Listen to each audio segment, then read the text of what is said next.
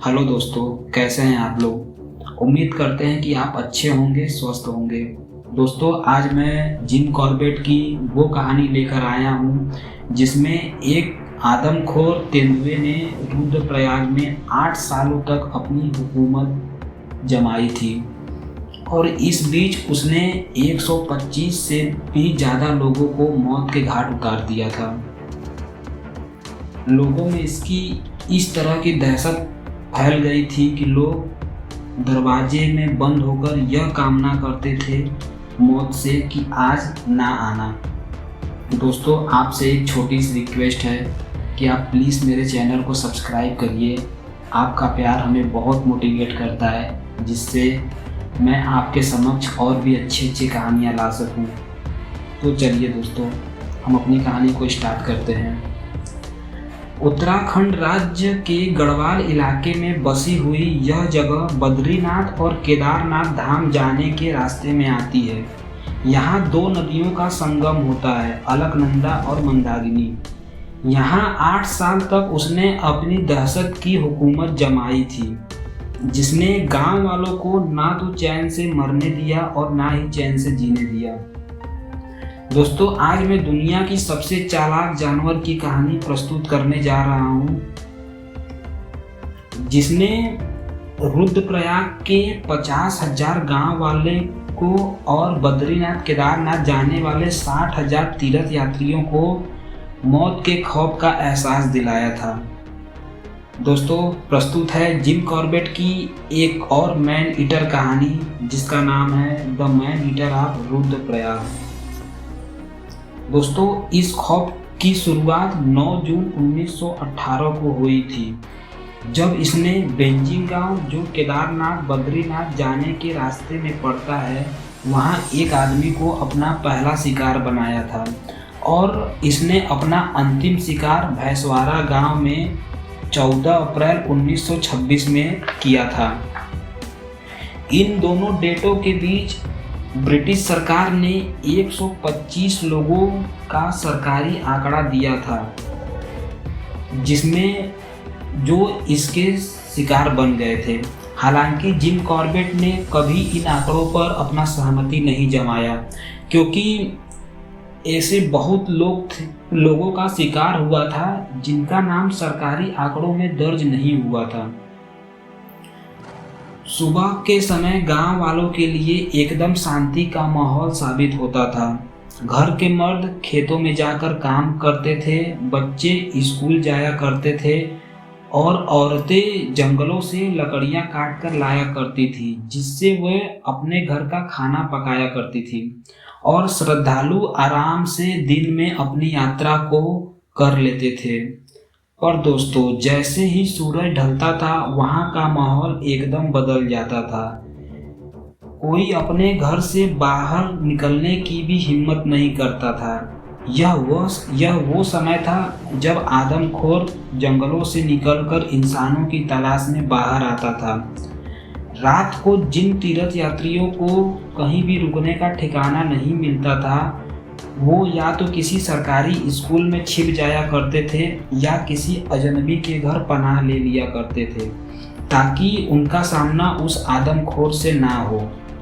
दोस्तों, आज तक पूरे उत्तराखंड में इस तरह की कर्फ्यू कभी नहीं लगा था, जो अब इस आदमखोर की दहशत की वजह से पूरे जिले में लागू हुआ था। एक 14 साल का अनाथ लड़का, जिसको बकरियों की देखभाल करने की नौकरी मिली थी, हर शाम में उसे खाना देने के बाद एक बड़े से कमरे में बकरियों के साथ बंद कर दिया जाता था।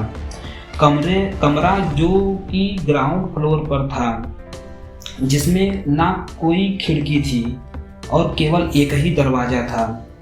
रात में बकरियां उसे परेशान न करें, इसलिए उसने कोने में अपनी एक जगह बनाई और सो गया और थोड़े ही देर में उसके मालिक ने उसके दरवाजे को एक चैन से बंद कर दिया, जिससे कि वो दरवाज़ा खोल ना पाए और पूरी तरह से सुरक्षित हो जाए। पर दोस्तों, वह दरवाज़ा पूरी तरह से सुरक्षित बंद नहीं हो पाया था अगली सुबह जो हुआ उसे देखकर घर के मालिक हक्का बक्का रह गए। दरवाजे पर आदमखोर के पंजों के निशान और अंदर खून के धब्बे साफ इशारा कर रहे थे कि वह तेंदुआ बच्चे को अपना शिकार बना लिया। दोस्तों सोचिए, एक कमरे में 60 बकरियां और एक बच्चा। आदमखोर ने बकरियों को छुआ तक नहीं, एक खरोच तक आने नहीं दिया, बल्कि वह बच्चे को उठाकर लेकर चला गया।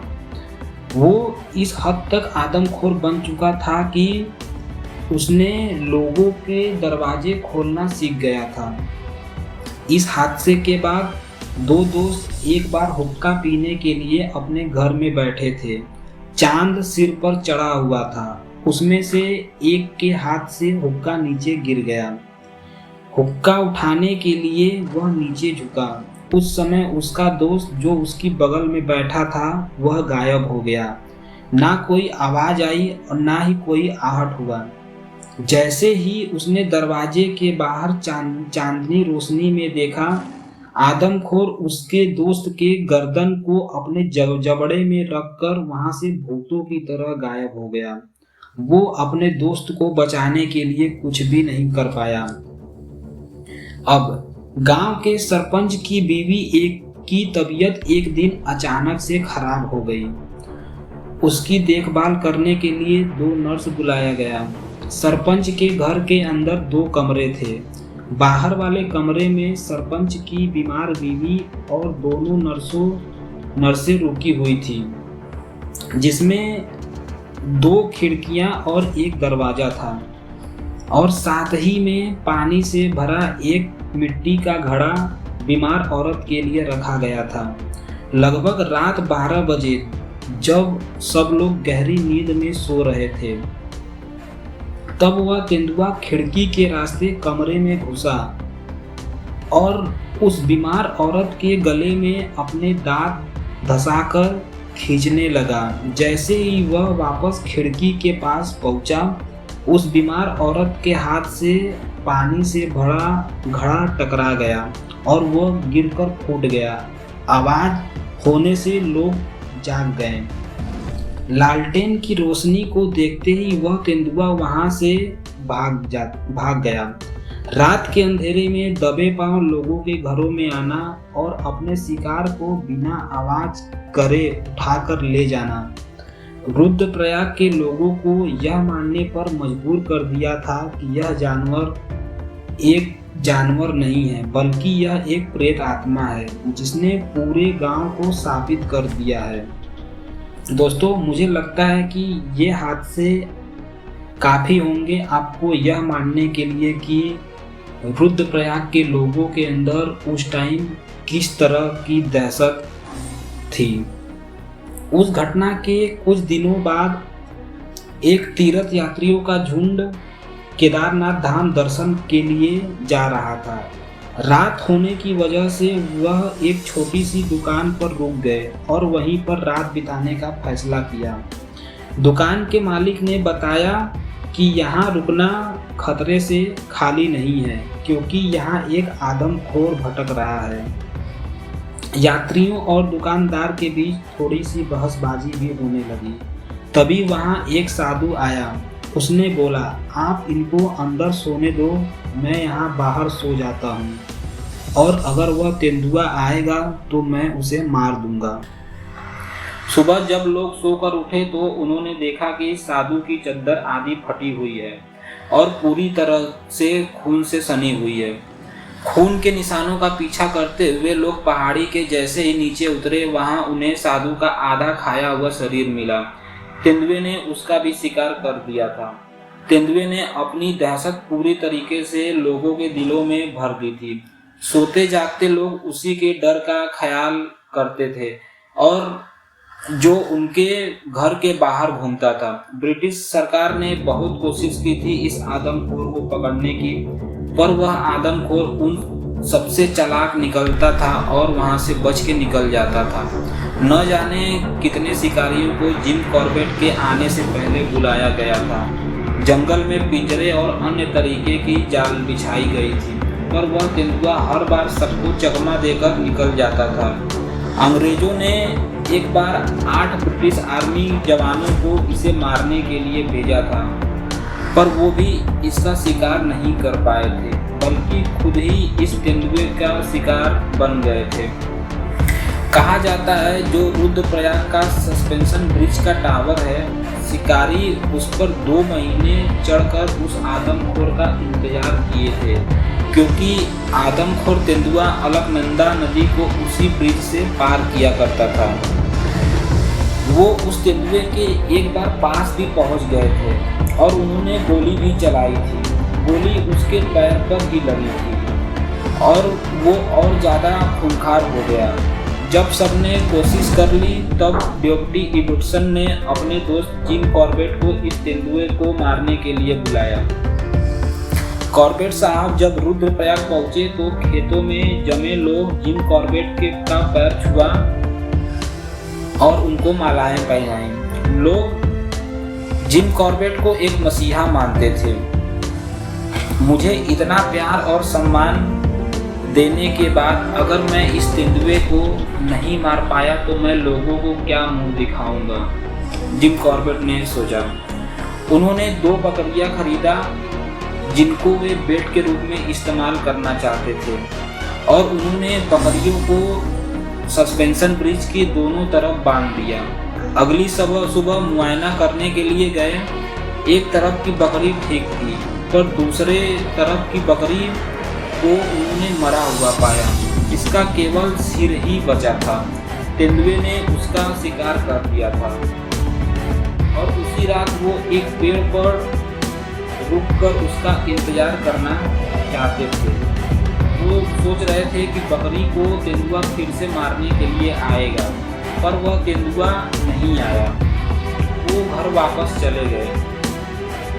इस समय उन्हें ज़्यादा अनुभव नहीं था एक आदमखोर तेंदुए को मारने का, क्योंकि वे एक आदमखोर बाघ को मारने का स्पेशलिस्ट थे। वो उसी तरह से उसे पकड़ने की कोशिश कर रहे थे जैसे वो किसी आदमखोर बाघ को पकड़ा करते थे। अगले दिन जब कॉर्बेट ने अपना नाश्ता खत्म करके उठा ही था तो 2 लोग उनके पास भागते हुए आए और बोला, तेंदुए ने एक औरत का शिकार कर दिया है।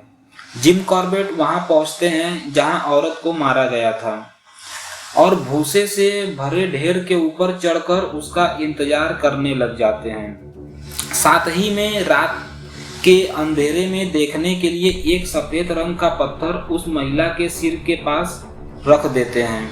रात काफी अंधेरा था, कुछ भी दिखाई नहीं दे रहा था। आंखों से ज्यादा अपने कानों पर भरोसा करना पड़ रहा था। अब उन्हें उसकी आहट से ही अंदाजा लगाना था। उन्होंने देखा अचानक वो सफेद पत्थर गायब हो चुका है। कॉर्बेट समझ गए आदमखोर दस्तक दे चुका है। भूसे के खेत के नीचे उन्होंने एक तेंदुए को घूमते हुए देखा।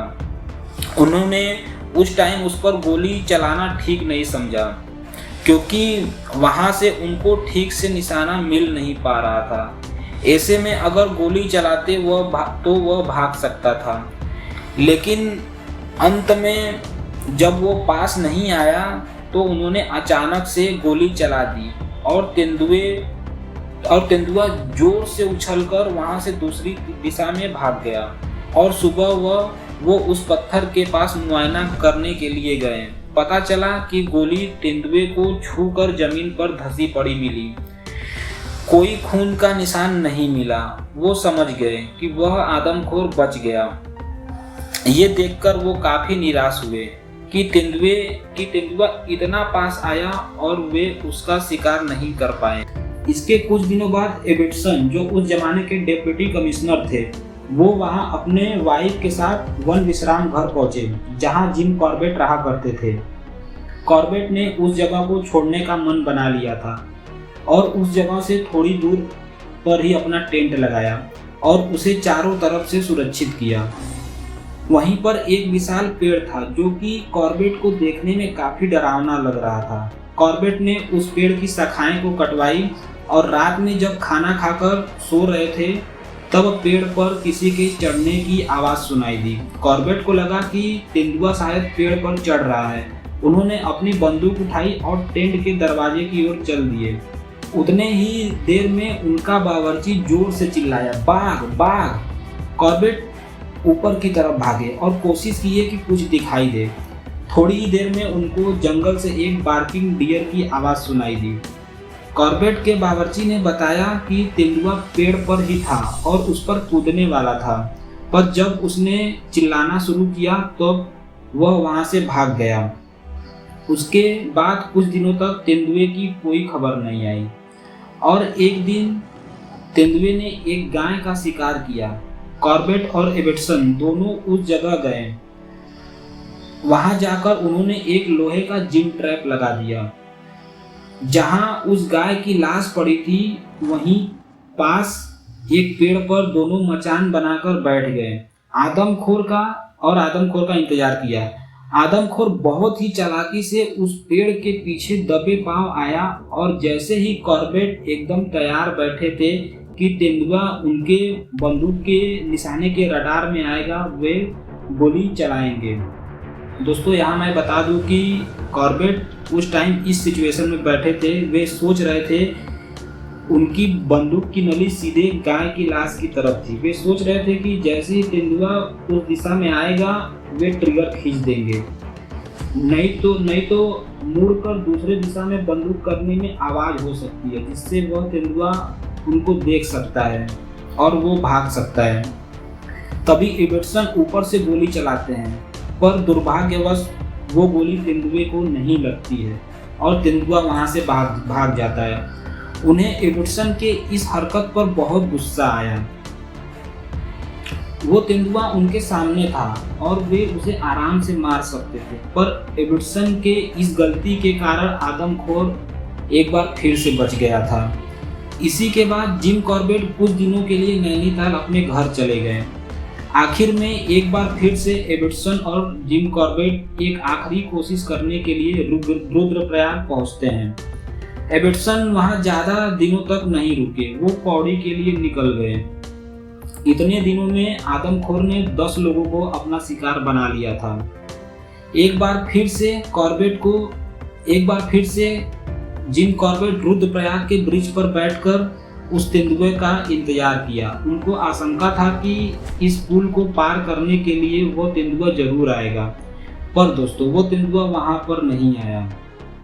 उसके बाद उसने फिर से एक गाय को अपना शिकार बना लिया।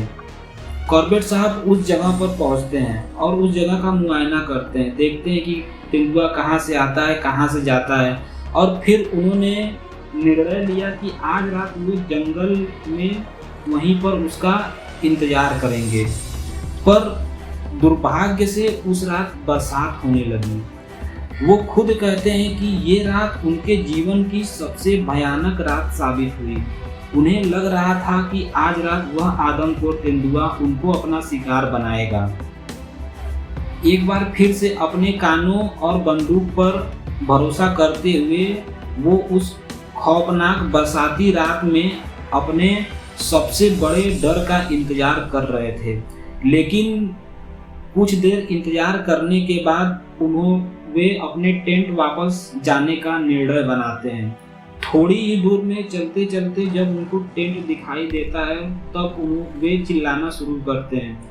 उनकी आवाज़ सुनकर उनके साथी वहां उनको लेने पहुंच जाते हैं। सोचिए दोस्तों, दुनिया का सबसे मशहूर शिकारी जिम कॉर्बेट को भी उस तेंदुए ने मौत के खौफ का एहसास दिला दिया था। सोचिए वो किस हद तक आदमखोर बन चुका था। उसके बाद उन्हें सूचना मिलती है कि रुद्रप्रयाग से 18 किलोमीटर दूर एक गांव जिसका नाम भैंसवाड़ा है, वहां तेंदुए ने एक बच्चे को अभी अपना शिकार बना लिया है। वे तुरंत अपने आदमियों के साथ उस गांव के लिए रवाना होते हैं और वहां पहुंचते ही देखते हैं कि एक विधवा औरत जो अपने 2 बच्चों के साथ मकान में रहा करती थी, उनमें से एक बच्चा पानी पीने के लिए नीचे गया था और एकदम से उसकी जोर से चीखने की आवाज़ सुनाई दी। आवाज़ सुनकर लोग नीचे की तरफ दौड़ कर आए तो देखा कि बच्चे को तेंदुए ने शिकार बना लिया था। जब जिम कॉर्बेट रात में उस विधवा औरत से बात कर रहे थे, पूछताछ कर रहे थे, तो उस समय उनको 2 तेंदुए की आपस में लड़ने की आवाज़ आई। उनको लगा कि इस इलाके का मालिक कोई और तेंदुआ है, मतलब यह किसी और की टेरिटरी में गलती से आ गया है, जो इस तेंदुए को यहाँ से भगाना चाहता है। दोस्तों, कॉर्बेट साहब को यहाँ पर लगा कि जब 2 तेंदुए आपस में लड़ रहे हैं तो उनमें से 90% चांस है कि एक तेंदुआ मारा जाता है, या तो अगर मारा नहीं जाता है तो दोनों तेंदुए बुरी तरह से घायल होते हैं। इससे जिम कॉर्बेट एक बार फिर से निराश हुए और वापस रुद्रप्रयाग की ओर जाने लगे। जाते हुए रास्ते में उनको एक दुकान पर कुछ लोग मिले और वे वहां रुककर चाय का आनंद लिए, जिससे थोड़ा उनका मन भी बहला। वापस जाते समय एक जगह पर उनको ताजा तेंदुए के पैरों का निशान मिला था। वे समझ गए थे कि दूसरे तेंदुए ने इस आदमखोर को वहां से भगा दिया था और अब ये वापस रुद्रप्रयाग की ओर जा रहा है। बीच में एक पंडित का घर पड़ता है, जिस पर इस तेंदुए ने बीते पिछले दिनों हमला किया था, पर यह पंडित बच गया था। अब ये रास्ता जो बद्रीनाथ धाम को रुद्रप्रयाग से जोड़ता है, इस रास्ते पर तेंदुए का लगभग रोज का आना जाना हो गया था। उन्होंने सोचा कि इस रास्ते में ही कहीं बैठकर वे उसका इंतजार करेंगे। जिम कॉर्बेट ने वहीं पर उसका 3 दिनों तक इंतजार किया, पर तेंदुआ हाथ नहीं लगा। इब्सन, जो पौड़ी से वापस लौट चुके थे, वे अपने दोस्त कॉर्बेट से वहीं पर मिलने के लिए जाते हैं। कॉर्बेट ने उनसे आखिरी के 10 से 11 दिन मांगे और कहा कि उनके पास एक आखिरी तरकीब है जिससे वे उस तेंदुए को अपना शिकार बनाना चाहते हैं, और अगर इस बार उनको सफलता मिली तो वो चुपचाप यहाँ से चले जाएंगे। पंडित के घर के थोड़े दूर पर ही एक आम का पेड़ था, जहाँ वे उसका इंतजार करना चाहते थे। उन्होंने वहीं पर एक मचान बनाई और रात भर उसका इंतजार किया। 10 दिनों तक ऐसा ही चलता रहा। इन 10 दिनों में केवल एक बार एक अलार्म कॉल सुनाई दी थी, जो कि बार्किंग डियर का था, पर तेंदुआ दिखाई नहीं दिया। वे फिर से निराश हुए। वो अपने आप को एक आखिरी मौका देना चाहते थे। वो इंतजार की 11वीं रात, और एक गड़ेड़िया अपने बकरियों को लेकर उसके साथ 2 कुत्ते वहां घूम रहे थे। उन्होंने उस गड़ेड़िया से एक बकरी खरीदा और वहां बांध दी। जैसे जैसे रात चढ़ती गई, उन्होंने देखा कि उस गड़ेड़िए के कुत्ते एक दिशा में देखकर काफी देर से भौंक रहे हैं। उन्होंने शायद उस तेंदुआ को देख लिया था। कुत्ते उनके पेड़ की तरफ ही देखकर भौंक रहे थे। वे समझ गए कि तेंदुआ वहां के यात्रियों को निशाना बनाने की सोच रहा है। उन्हीं के पेड़ के नज़दीक कहीं छुपा हुआ है। जैसे ही उन्हें लगा कि वो सोते हुए यात्रियों के करीब पहुंच चुका है, इतने ही देर में उनके पेड़ के नीचे उनको एक आहट सुनाई दी। तेंदुआ बकरी की ओर बढ़ रहा था और बकरी के गले में बंधी घंटी की टनटनाहट उनको सुनाई दी।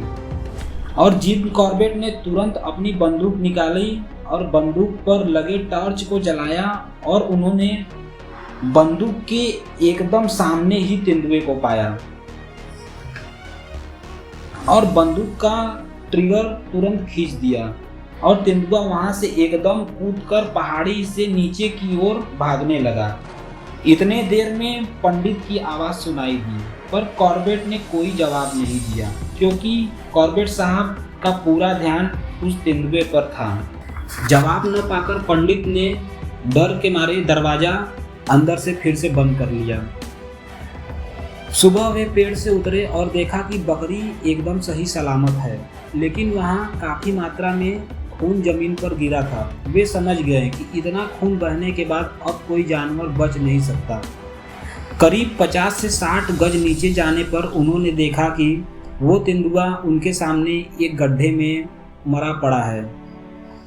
वह अपनी बंदूक अनलोड कर ही रहे थे कि वो पंडित पीछे से आया और पूछा, साहब क्या ये मर गया है या जिंदा है? पंडित को अपनी आंखों पर विश्वास नहीं हो रहा था। कॉर्बेट ने कहा कि ये वही प्रेत आत्मा है, वही आदमखोर है जिसने इतने सालों से आप लोगों को दहशत में रखा, और आज मैंने इसे खुद परमात्मा के पास पहुंचा दिया।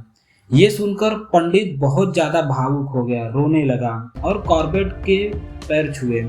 इतने देर में गांव वालों ने उस तेंदुए को मरा देखने के लिए वहां पहुंचे और रस्सियां और बांस की सहायता से कॉर्बेट के साथ वापस उसे रुद्रप्रयाग ले जाया गया। सारी रात गांव वालों ने जश्न मनाया। हिंदुस्तान के इतिहास में यूं तो कई आदमखोरों ने अपनी दहशत जमाई, अपनी हुकूमत जमाई, लेकिन रुद्रप्रयाग के इस आतंक ने जो किया, पत्थरों को भी रोना आ जाए। दोस्तों, ऊपर वाले के फरिश्ता सर जिम कॉर्बेट अगर वहां नहीं होते तो न जाने कितने